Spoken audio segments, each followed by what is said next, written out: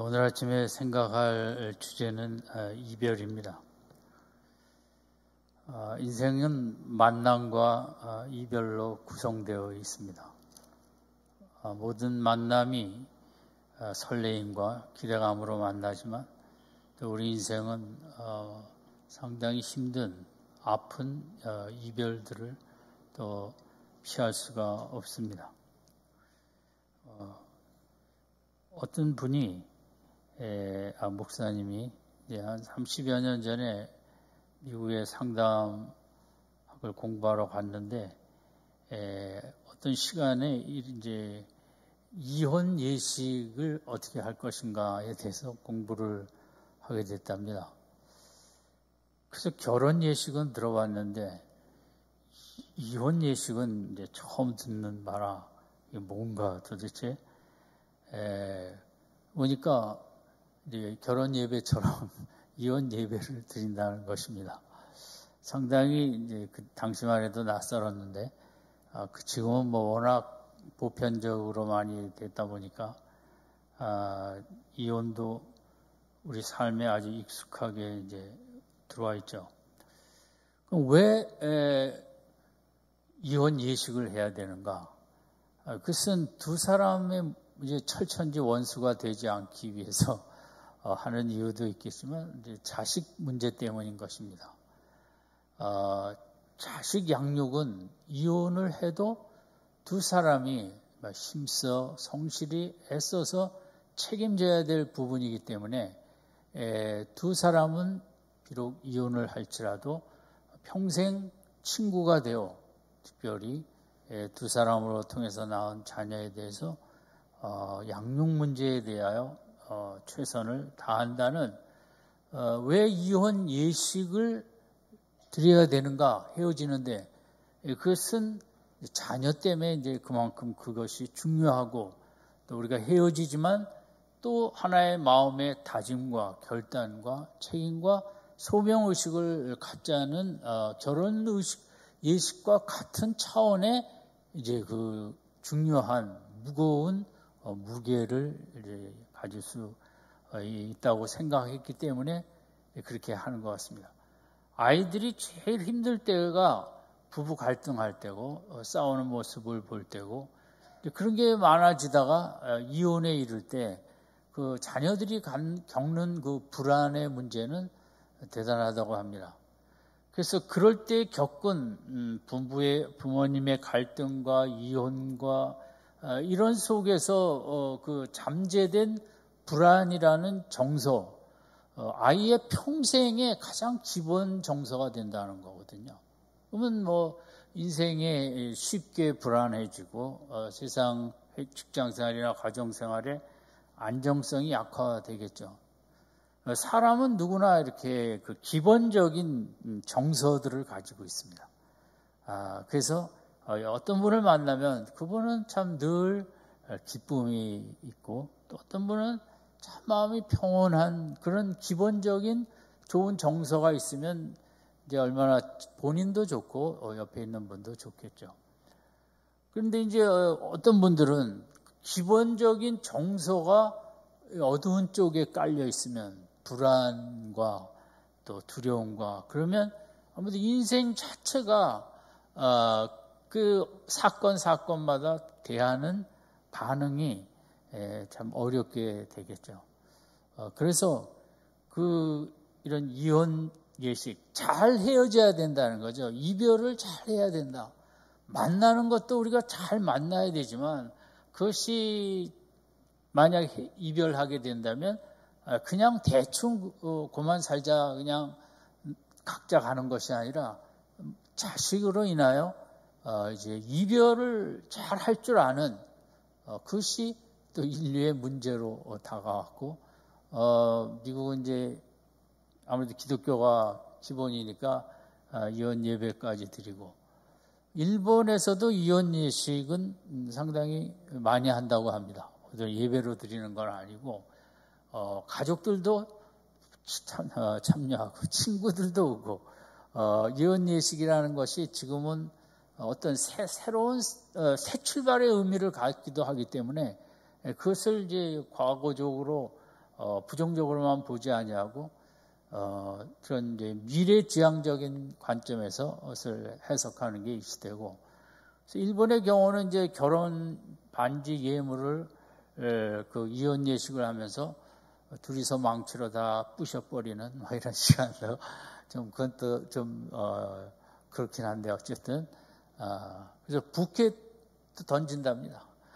이혼하라고 던지는 건 아니고 그걸 받으면 나중에 이혼하더라도 이제 좋게 헤어진다나 뭐 이런 우리가 모르는 사이에 인류는 이제 별의별 걸 다 하면서 살아가고 있는 거죠. 그러나 어떻게 보면 인생에서 너무 중요한 것이 이별이기 때문에, 또 그 이별이라는 것이 이즘 시대로 들어와서 부부간의 문제뿐만 아니라 사고가 많고 재난이 많고 이런 질병이 창궐하기도 하고, 플로리다처럼 그 밤에 콘도가 무너져 내리는, 저도 플로리다 가서 좀 있은 적이 있었는데, 어쨌든 광주에서 버스 정류장에 갑자기 그렇게 어려움을 당하고 가족들과 한순간에 이별해야 되는, 사고가 많고 음주운전으로 뭐 이런 거로 저런 거로 어떻게 보면 언제 이별할지 모르는 내 사랑하는 가족들도 우리가 이 시대를 살면서 이 땅에 행복한 삶을 위해서도 잘 애쓰고 성실하게 살고 준비하면 나아가야겠지만, 저는 이 시대에는 또 그런 이별에 대해서도 남의 일이 아니고, 이별이라는 게 때로는 질병이 다가오면 나의 그 건강했던 모습과 이별을 해야 됩니다. 사고를 당하면 얼마나 그런 그 장애를 당하는 일들도 많이 있습니다. 뭐 이런저런 이별이 많은 시대가 되어버렸습니다. 그래서 우리가 이별할 줄 모르면 참 우리의 인생은 더 힘들고 무겁게 되겠죠. 이제 오늘 본문에서 아브라함 가정에 아주 힘든 이별의 모습이 기록되어 있는데, 이별 앞에서 어떤 반응들을 했는가, 아브라함의 반응과 하갈의 반응 두 가지를 생각하고자 합니다. 이것은 우리가 아는 대로 아브라함이 사라와의 관계를 통해서 이제 하나님의 약속의 자녀를 주겠다고 했지만, 그것이 늦어지다 보니까 75세의 부름을 받아 85세쯤 그 당시 문화 관습 따라 여정을 취하여 이제 아기를 낳게 되지 않습니까? 그 아이가 이제 이스마엘인데, 그 이스마엘이 아브라함에게는 이 아들이 그저 약속의 라인으로 여겼을 것입니다.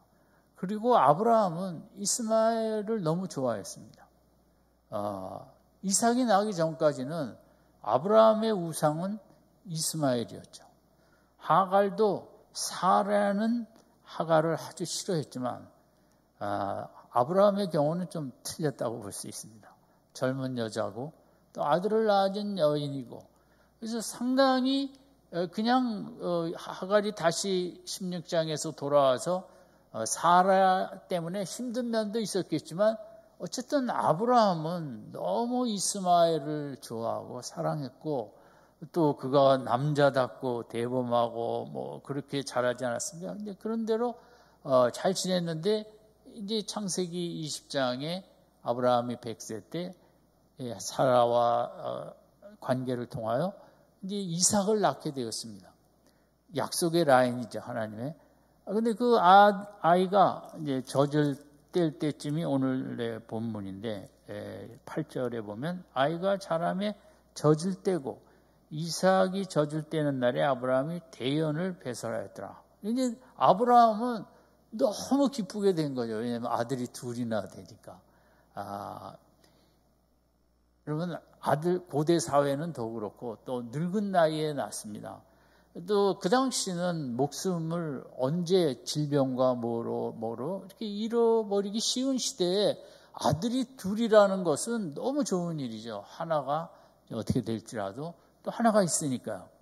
우리가 생각하는 것보다 아브라함은 이스마엘과 이삭과 함께 너무 행복한 삶을 산 거죠.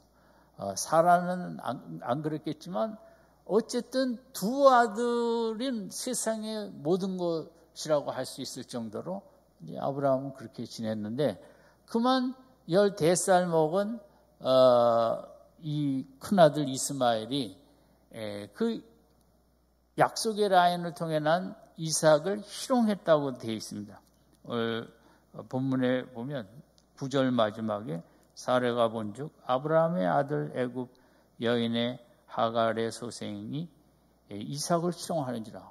이 희롱이라는 뜻은 뭐 그냥 장난치는 정도를 넘어서 조롱과 모욕과, 자칫하면 창세기 4장처럼 가인이 형제 아벨을 죽인 것과 같이 모르죠. 사람의 마음은 또 청소년기에 접어든 이스마엘이 야성이 강하기 때문에 언제 비극적인 사건이 날지도 모르고, 여기에 대하여 아내 사레는 이제 10절에 그가 아브라함에게 이르되 이 여종과 그 아들을 내어 쫓으라. 이 종의 아들은 내 아들 이삭과 함께 기업을 얻지 못하리라. 여기에서도 보면 사라의 마음을 읽을 수 있는데, 얼마나 하갈과 이스마엘을 미워했든지 이름을 부르지 않고 이 여종과 그 아들을 내어 쫓으라.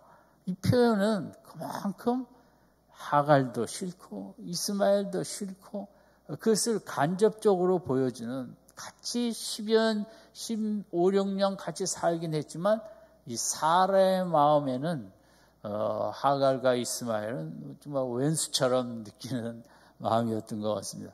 아브라함은 그 반대였죠. 어쨌든 두 아들 속에 그래서 이제 사라가 강력하게 나오니까 11절 아브라함이 그 아들을 위하여 그 일이 깊이 근심이 되었더니, 깊이 근심하였다 그랬습니다. 상당히 마음의 충격과 어느 날 갑자기 사레로부터 내쫓으라는 이 말은 아브라함에게는 쉽지 않은 내용이었습니다. 사레에게는 쉽지만 아브라함 그 큰아들 이스마엘도 너무 사랑했고 귀히 여겼기 때문에 그렇게 뭐 사레하고 같은 마음을 품기가 어려웠던 것입니다. 12절에 이런 속에 아브라함은 이제 하나님께 근심하며 기도했겠죠. 하나님이 아브라함에게 이르시되 내 아이나 내 여종을 위하여 근심치 말고 사라가 내게 이른 말을 다 들으라. 이삭에게서 나는 자라야 내 씨라 칭할 것임이니라. 그러면서 13절에 그러나 여종의 아들도 내 씨니 내가 그로 한 민족을 이루게 하리라 하신지라. 그래서 이 일에 대하여 아내 말을 순종하라. 그리고 내가 그렇게 쫓아낼지라도 그 내 씨가 되는 이스마엘의 미래를 축복해 주리라 하는, 이렇게 진행이 된 것입니다. 그러니까 아브라함에게도 어느 날 갑자기 생이별이 찾아온 거죠. 그 생이별을 넘어서 이스마엘을 내쫓는 것은 정말 너무 냉혹한 이별일 수밖에 없는 거예요. 아무리 친라인이 아니었지만 그는 너무 귀한 자식으로 같이 살았으니까요. 이제 학자에 따라서 당시 아브라함의 우상이 이삭 태어나기 전까지는 이스마엘이었다. 하나님은 우리 마음에 하나님보다 더 사랑하는 것을 이렇게 좋아하지 않고 그것을 제하기를 원하시죠. 그래서 이스마엘과 이삭이 나오니까 우상이 둘이 돼서 아브라함은 뭐 하나님을 별 생각할 시간이 없이 두 아들과 같이 사는 게 너무 좋고 아들을 보는 때마다 기쁘고 아마 이렇게 살았겠죠. 그런데 이제 이런 일로 인하여 그 우상 중에 하나인 이스마엘을 먼저 하나님이 떨어지게 이별을 시킵니다. 그럼 참 하나님은 저는 성경에서 참 하나님 지독하시다. 제가 늘 그 생각합니다. 하나님 참 너무하시다. 이런 생각을 말씀을 통해 자꾸 하게 되는데 본문도 그런 본문이에요. 그럼 22장에 가서는 하나밖에 안 남은 이삭도 번제로 드려라 그러지 않습니까? 왜냐하면 이삭이 너무 아브라함에게 있어서 큰 우상이 되어 하나님 생각 안 하고 아들 생각만 하니까 우리도 마찬가지죠. 우리가 뭐 자녀가 잘 되기를 바라는 의미에서 그러겠지만 얼마나 이 시대는 자식이 우상이고 남편도 다 뒤로 가고 없고 이 아이 잘 되고 거기에만 몰입하고 모든 기도는 아이 잘 되는 거. 그것이 어떤 면에서 그 죄는 아닐지언정 하나님이 보실 때 우상 문제가 정리 안 되면 축복받기 쉽지 않습니다. 하나님은 두 아들 다 내놓으라는 거거든요. 그렇게 신앙생활 하려면 방해가 되니까. 신약 성경에 구원을 지옥에 가지 않으려면 그 지옥 가게 하는 손목을 자르든가 눈을 빼든가 예수님 말씀이거든요. 얼마나 구원이 귀하고 우리 이 땅의 삶이 끝나는 날 천국이 얼마나 중요한데 그렇게 시시껄렁하게 신앙생활 하면 안 된다는 얘기죠. 우리 신앙생활은 시간이 있고 여유가 있어서 뭐 우리가 하는 게 절대 아니고 이것이 인생의 길이기 때문에 이게 생명의 길이고 이게 진리의 길이고 이게 참 자유의 길이기 때문에 우리는 하나님을 따라가고 하나님께서는 그런 인생을 만들기 위해서 우리에게 때로 이렇게 냉혹한 이별을 명하십니다. 우리로 봐서는 너무 싫고 순종하기도 싫고 다 싫지만 하나님께서는 우리로 진짜 귀한 인생을 만드셔야 되는 그게 앞서기 때문에 우리에게 때로 냉혹한 이별을 요구하시죠. 신앙생활은 이별을 하는 것입니다. 우리가 사랑하던 세상과 육신과 이런 모든 것들 날이 갈수록 그것이 점점 멀어져 가는 거죠. 우리가 이제 그 부분이 잘 안 되니까 때로 연단과 시련을 통하여 이별을 강제적으로 시키는 거죠. 취미로부터 이별을 시키고 내가 뭐 좋아하는 이런저런 것들 다 떼어내도록 신앙생활은 우리가 이 육이 강하기 때문에 세상 문화가 강하기 때문에 마귀가 강하기 때문에 이제 늘 영적 전쟁이라는 건 뭐냐? 이별하는 전쟁이죠. 내 마음에 찾아오는 뭐 여러 가지 감정 문제도 있고 내가 너무 하나님 대신 좋아하고 늘 신경 쓰는 거 그 신앙생활 자체는 고로 육과 영적인 마귀 세상과 날이 갈수록 헤어지고 이별하는 게 믿음 생활이라고 할 수 있죠. 어쨌든 이제 아브라함은 너무 순종하기 싫은 그런 말씀을 받았습니다. 그런데 이제 이에 대해서 아브라함의 반응이 14절인데 같이 읽겠습니다. 시작. 아브라함이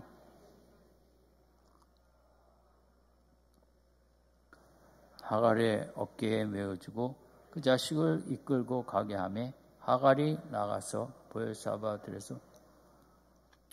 근데 이제 아브라함의 귀한 점은 이렇게 있을 수 없는 하나님의 이별의 명령에 대하여 시간을 끌지 않고 22장 이삭의 번제 말씀에도 아침 일찍이 일어나 22장 3절에 나오듯이 이 문제도 하루 더 있다, 이틀 더 있다가 아니라 그 말씀을 받고 그 다음날 아침 일찍이 일어나서 준비시켜 떠나보냈다는 거죠. 이것이 이제 우리가 이별 앞에 아브라함의 태도는 워낙 그 믿음이 깊은 태도니까 참 본받기가 따라가기가 어렵지만 이제 이것이 믿음의 우리의 목표이기도 합니다. 아브라함은 말씀을 따라 그 고향을 떠났습니다. 최고의 문화, 당시의 문명을 떠났던 사람입니다. 말씀을 따라 가는 길을 모르지만 한날 한날 말씀 따라 이리 가라면 이리 가고 저리 가라면 저리 갔습니다. 그래서 아브라함은 말씀을 따라가는 게 상당히 훈련이 되고 익숙하게 된 사람입니다. 그래서 21장 앞부분에도 성경이 이렇게 기록했지만 여호와께서 말씀대로 사라를 공고하시고 말씀대로 행하사 1절에 두 번 나왔고 2절에도 말씀하신 기한에 주신다는 아들을 주셨으니. 그건 뭐냐면 아브라함의 믿음 생활은 말씀이 이끌고 가고 말씀을 아브라함은 아무리 힘들어도 따라간다는 거죠. 그러니까 이런 냉혹한 이별 앞에서 아브라함은 말씀을 따라갑니다. 하나님의 말씀은 따라가는 것이지 내가 토를 다는 게 아니고 훈련이 됐기 때문에 물론 이게 가능합니다. 우리가 원하지만 하루아침에 이런 모습까지 갈 수 있겠습니까? 그리고 14절에 있는 대로 뭐 준비도 별로 안 시켰어요. 떡 몇 개 하고 물 한 가죽 부대. 아브라함은 상당히 부자였거든요. 뭐 낙타를 한 10마리 정도에다가 뭐 이런저런 거 다 해서 보낼 수도 있어요. 근데 이게 뭡니까? 거의 20여 년, 30여 년 가까이 산 이런 하갈에게 또 사랑하는 아들 이스마엘에게 그 떡과 물 한 가죽 부대 해서 보냈다. 너무 이게 14절이 학자들도 너무하다. 도대체 왜 이랬냐? 이거밖에 줄 게 없냐? 일부러 안 줬냐? 아브라함은 하나님의 말씀을 믿는 것이 훈련이 되어 있기 때문에 13절을 믿은 거죠. 이 하갈과 이스마엘은 내가 많이 해서 보내준다고 되는 일도 아니다. 내가 아무리 조금 주고 저들이 내일 모레 굶어 죽을 거 목말라 죽을 것 같아도 하나님이 말씀으로 약속하신 것은 반드시 지키신다. 내가 잘해준다고 잘 되는 것도 아니고 못해준다고 안 되는 것도 아니고 저들은 하나님이 인도하시고 하나님이 키우신다. 이 믿음이거든요. 오늘 우리에게 필요한 믿음. 우리 자식들에게 잘 못해준 게 있을지라도 부모로서 미안한 게 많죠. 또 자식이 내가 보기에 성에 차지도 아니하고 뭐 이런 것도 부족 저런 것도 부족하고 뭐 이런 게 많이 있죠. 그래도 이제 우리에게 아브라함의 믿음이 필요한 거죠. 너의 아이는 네 아이가 아니라 내 아이고 내가 뜻이 있어서 이 땅에 21세기에 보냈고 그 아이가 아무리 세상적으로 부족해 보여도 지금은 아무것도 아닌 것 같아도 내가 그 인생을 13절처럼 위대하게 축복하고 사용하리라. 아멘. 이게 우리의 필요한 믿음이에요. 이별 앞에. 언제 내 아이가 떠나갈지 모르고 어떻게 끊어질지 모르고 물론 장가가고 다 근처 사니까 그렇지만 또 그것도 큰 이별이거든요. 아직 아이 얘기 드려서 그렇지만 우리 작은 아이가 결혼하고 그 밤에 엄마 아빠 보고 싶어 울었대요. 그 섹시도 울더나? 안 울었대요. 요즘 그런가 봐요. 남자애들이 울고 여자애들은 시원해갖고 아마 죄송합니다 표현이 그래갖고 어쨌든 이별이라는 걸 공식적으로 했다고 생각을 하니까 아마 마음에 이제 부모하고 나하고 끊어졌다 막 이런 생각이 들었는 거예요. 이별이라는 게 깊이 느껴졌나 봐요. 그래서 뭘 잘했다 그럴 수도 없고 잘못했다 그럴 수도 없고 이제 알았다 그랬죠.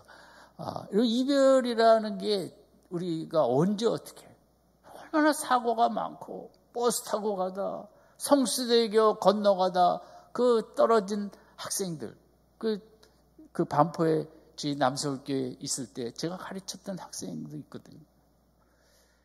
우리는 언제 어떻게 이별을 할지 모르는데 이게 말씀의 준비가 중요해요. 아브라함처럼 하나님이 축복하신다고 했는데 하나님이 때로는 이렇게 뜻이 계셔 광야에도 보내시고 빈들에도 보내시고 이렇게 어렵게 했는데 저게 끝이 아니고 하나님은 축복의 계획이 반드시 계시다는 이 믿음이 있어야 이런저런 모습 앞에 우리가 담대하게 걸어나갈 수 있고 그래서 우리의 목표입니다. 아브라함처럼 그냥 한순간에 될 수 있는 건 아니고 우리가 믿음으로 살고 자꾸 말씀을 붙잡고 나아가다 보면 우리가 어떤 이별 앞에서도 이 이별의 시대에 냉혹한 이별을 상상 못한 이별이 이렇게 저렇게 다가오는 시대에 우리가 이렇게 말씀의 준비가 되어 있는 게 얼마나 필요할까. 그래서 여러분 교회 다니시는 거 중요한데 날마다 말씀을 통해 하나님을 만나시고 말씀대로 살아보려고 애쓰시고 말씀을 붙잡으려고 애쓰시고 어려운 일 당해도 처음부터 잘 되지는 않겠지만 말씀에 굳건히 서서 우리가 어떤 일에도 다 대처할 수 있는 귀한 믿음의 말씀의 사람들이 되시기를 주님의 이름으로 축원드립니다. 그런데 이제 그게 아브라함은 그렇지만 하갈에게는 똑같을 수가 없죠. 믿음이 약하니까. 그러니까 그것이 15절에 물도 다 떨어지고 그리고 먹을 게 없어지니까 16절에 죽게 됐다 하고 나무의 밑에 앉아 서로 저쪽에 아들 놓고 방송대곡하니 16절. 이것은 하갈의 믿음 수준이에요. 이게 나쁘다는 게 아니에요. 우리가 왜 다 믿음이 똑같을 수 없는 것처럼 교회 안에서 어떤 분은 말씀대로 의연히 갈 수도 있지만 어떤 분들은 아직 믿음이 부족해서 하갈이 믿음이 아브라함 믿음이 몇 분 되겠습니까? 저도 멀었다 생각하고 우리는 너무 큰 이런 일을 당하면 우는 것밖에 없는 거예요. 하갈의 대응 원리가 이제 우리들의 거라고도 할 수 있죠. 왜냐하면 죽었다고 생각하니까 울 일밖에 없는 거죠. 이렇게 죽는구나. 이렇게 세상에 쫓아내서 며칠 못 버텼는데 먹을 것도 마실 것도 없어. 이 광야에서 그냥 죽는구나. 이 하갈이 얼마나 마음에 정말 안타까웠겠고 자기 죽는 거는 그렇지만 아들 죽는 모습 앞에 얼마나 힘들었겠습니까? 그러니까 이런 큰 이별 앞에 아브라함은 말씀대로 순종하며 이겨나갔지만 하갈은 믿음이 약하기 때문에 그렇게 할 수가 없었던 거예요. 그것은 통곡밖에는 이런 인생이 어디 있냐. 하나님 이렇게 죽이시느냐. 왜냐하면 하나님이 다 하신 거거든요. 하나님이 아브라함에게는 내쫓으라고 그랬고 아브라함을 통해서 이렇게 먹을 것도 마실 것도 조금 줘서 내보낸 것도 다 하나님이 뒤에 뜻이 계셔서 그랬다고 볼 수 있죠. 이렇게 통곡할 때에 그러나 하나님의 사자가 나타나서 다 눈물 통곡 소리를 내가 들었다. 그러면서 18절에 다시 한번 16장의 약속을 확증시켜 주시죠. 너로 큰 민족을 이루게 하겠다. 그리고 18절에 그 목마른 하갈 앞에 눈을 떠서 샘물을 보게 하사 물을 마시게 하고 20절에 그 사건부터 하나님은 그 아이와 함께하며 그 광야에서 이겨나가며 이제 강한 인생을 살아가게 되는 거죠. 그러니까 이 아브라함은 아브라함의 믿음의 라인의 수준에서 가는 길이 있고 이 하갈은 그런 믿음은 부족하지만 그냥 울면 된다는 믿음으로 살아가는 거예요. 어떻게 보면 우리랑 비슷하죠. 우리도 너무 힘든 일들이 많을 때 저도 그렇고 말씀을 믿는다고 하지만 어려우면 좀 말씀을 잘 강하게 못 붙잡죠. 아니 말씀을 이렇게 하시고 하나님의 현실은 이거 뭐야 하고 우리 마음이 힘들 때가 있죠. 그럼에도 불구하고 이제 길은 두 길인데 우리는 이제 하갈 쪽을 많이 따라가는 존재들이죠. 우는 수밖에 없다. 울면 된다. 저는 믿음 생활을 하면서 이제 교회는 기독교 믿음을 강조하지만 그러나 그 중요한 것은 믿으면 된다. 맞죠? 또 하나 더 우리 마음에 가지고 있어야 될 건 울면 된다. 한번 따라합시다. 울면 된다. 소리내어 울든 마음으로 울든 탄식하며 울든 신음소리를 내며 울든 이러면 부모는 아이가 울면 꼼짝 못하죠. 하나님도 마찬가지예요. 우리를 인도하실 때 우리가 너무 힘들고 아파서 울 때 하나님이 어떻게 가만 계시겠어요? 시편 55편 56편 8절에 다윗은 이렇게 고백했죠. 나의 유리함을 주께서 계수하셨사오니 나의 눈물을 주의 병에 담으소서. 그것은 하나님께서 내 눈물을 병에 담는다. 그 눈물은 뭐냐? 그게 아픔이라는 거거든요. 하나님은 내가 아파한 것을 다 기억하시고 다 적으시고 내가 아파한 것을 차곡차곡 다 그 아픈 병, 눈물의 병에 보관하셨다는 거죠. 왜? 그 눈물은 내 자녀의 눈물이고 내 자녀의 아픔이기 때문에. 우리는 세상에 너무 아픈 일이 많고 너무 울 일이 많고, 요즘은 더 그렇죠. 나라 때문에, 나라에 너무 이런저런 일에 정말 울지 않을 수 없고, 세계적으로 이 코로나, 게다가 요새는 뭐 변이에 플러스, 정말 저도 낙심했어요. 이 가을에는 좀 잘 됐으면 했는데, 갑자기 그런 변이로 강한 게 나타났다니까. 도대체 언제 교회가 회복을 하며, 또 많은 국민들도 그런 자영업도 모두 다 지금 회복만을 바라보고 있는데, 너무 힘든 분도 많은데 정말 울 일밖에 없는 거죠. 자식들을 봐도 이 모양 저 모양으로 우리 뜻대로 잘 되는 자식이 몇 명 있겠어요. 저래 울고, 남편을 봐도 눈물이 나오고, 아내를 봐도 눈물이 나오고, 아니 내가 내 자신을 봐도 울 일밖에 없는 거죠. 그저 늘 부족하고 하나님 앞에 부끄럽고, 은총이라는 은총을 많이 베풀어 주셨는데 내 모습 너무 하나님 앞에 죄송합니다. 그러면 그 울음이라는 것이 하나님을 움직이는 너무 귀한 모습이거든요.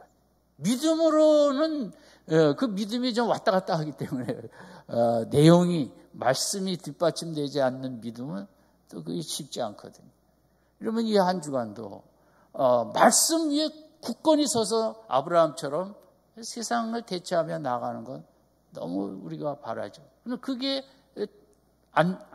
아니면 최소한 눈물을 흘리든 가슴으로 울든 마음으로 울든 탄식을 하든 마음을 운전을 하면서 울고 설거지하면서도 울고 일을 하면서도 울고, 이러면 우는 자의 그 마음을 하나님은 꼭 받아주시고, 오늘 하갈처럼 울 때 내가 소리를 들었다 그랬거든요. 찾아오셔서 미래를 확증해 주시고 생수를 보여주시고 예수를 보여주시는 거죠. 우리한테는 너무 힘들 때 십자가의 고난의 그 의미를 더 깊이 깨닫고 은혜를 깨닫고, 우리가 힘들 때 예수를 더 알게 되고 만나게 되는 거거든요. 그러면서 우리와 함께 하게 되는, 오늘 본문은 정말 이 이별이 많은, 언제 오늘 같이 눈을 떴다고 내일을 기약할 수 없는 남편이, 아내가 이런저런 막 하는 속에, 자녀가 누구와 이런 속에 우리가 어떻게 살아갈 것인가. 아브라함의 모습을 통하여 말씀을 준비해야겠다. 더 말씀 앞에 흔들리지 않냐는 말씀에 대한 견고한 확신을 갖고 살아야겠다. 아멘. 아멘 좀 크게 하시면 좋은데. 두 번째, 그게 부족하면 울면 된다는 마음으로 통곡하며 나아가겠다. 아멘. 예. 통곡은 그런 소리가 윗집에서 소음 문제로 걸릴까 봐 마음으로 우세요. 저 마음으로 울 일이 너무 많은 거죠. 물론 인생의 목표가 요즘은 다 행복이라지만 그 행복이 쉽게 오는 것도 아니고, 오히려 애통하는 자는 복이 있나니 하나님이 위로해 주실 것이라고 그랬거든요.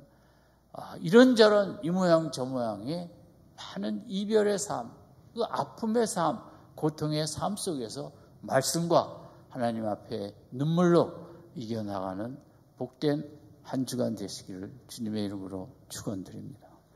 기도하겠습니다. 하나님 아버지, 우리 인생에 너무 아픔이 많고 너무 안타까운 이별, 애통, 슬픔, 눈물이 많이 있는데, 이 모습 앞에 우리가 아브라함의 그런 말씀에 흔들리지 않는 견고한 길을 갈 수 있도록 축복하여 주시옵소서.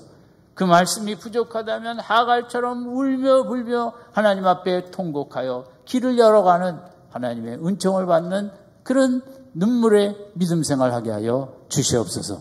예수님의 이름으로 기도드립니다. 아멘.